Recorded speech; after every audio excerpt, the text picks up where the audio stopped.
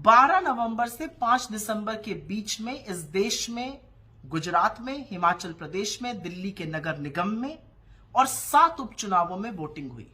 Voting के नतीजे आने के बाद एक बात तो साफ है कि चुनाव के पहले भारतीय जनता पार्टी की सत्ता दिल्ली के एमसीडी पर थी, गुजरात में थी और हिमाचल में थी।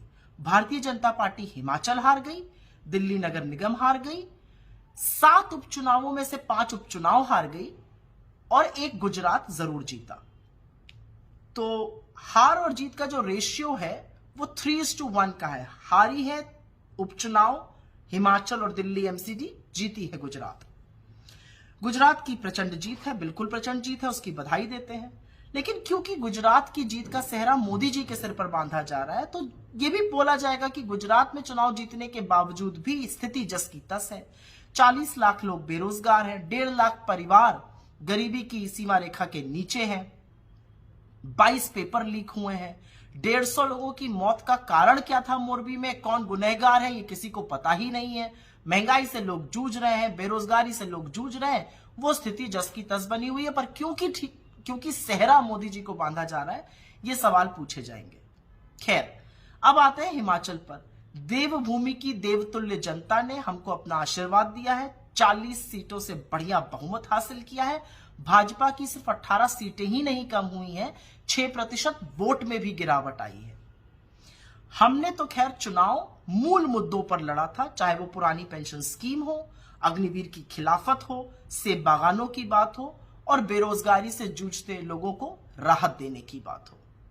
लेकिन सवाल यह जरूर बनता है कि हिमाचल का चुनाव भी मोदी जी ने अपने ही चेहरे पर वोट मांगा था, अपनी आत्मीयता बताते थे हिमाचल से, तो ठीकरा उनके सर पे क्यों नहीं फोड़ा जा रहा है? और तो और भाजपा के राष्ट्रीय अध्यक्ष श्री जेपी नड्डा जी का तो ये गृह राज्य क्षेत्र है, उन्होंने बड़ी मनमानी से इधर उधर टिकट बांटे थे। तो जीत का सेहरा गुजरात में मोदी जी पर, यहां पर ठीकरा फोड़ा जाएगा किसी छोटे नेता पर। खैर, कोई बात नहीं। अब बात करते हैं इस चुनाव में आम आदमी पार्टी की भूमिका की। आम आदमी पार्टी की गुब्बारे की हवा तो इस चुनाव ने निकाली है। अरविंद केजरीवाल जी भविष्यवाणी करने वाले ज्ञाता बन गए थे, अखबार पे, पेपर पे लिख कर देते थे कितनी सीटें आएंगी। 90 का दावा किया था गुजरात में, 5 पर आ गए।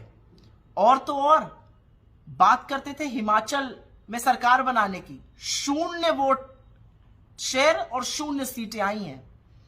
तो कोई पूछे अरविंद केजरीवाल जी से, आपने पहाड़ से पलायन क्यों किया और आप क्या सोच के गुजरात लड़ने गए थे?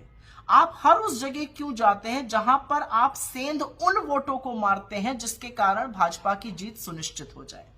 खैर, ये उनका अपना मसला है और उनको अंततोगत्वा इस देश को बताना पड़ेगा कि उनकी विचारधारा क्या है। वो क्यों बलात्कारियों की रिहाई पर चुप हो जाते हैं, वो क्यों ड्रग्स पे चुप रहते हैं, वो क्यों दंगों पर चुप रहते हैं, वो क्यों बुलडोजर चलने पर चुप रहते हैं, लोग पूछना चाहते हैं।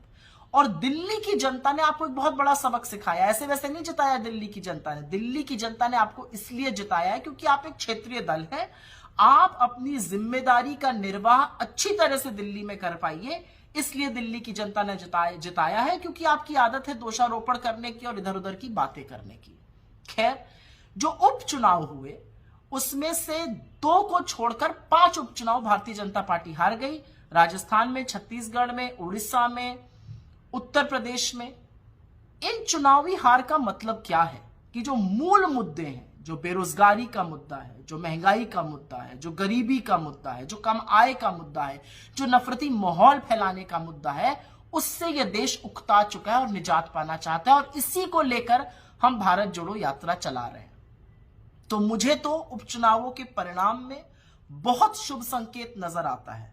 अगर आप वाकई में देखिए तो गुजरात के बाहर इस देश ने भारतीय जनता पार्टी को नकार दिया है और इसी के कारण भारतीय जनता पार्टी के मुख्यालय पर जो बढ़िया जश्न मनाया जा रहा है वो एक्चुअली भ्रमजाल फैलाने का काम है।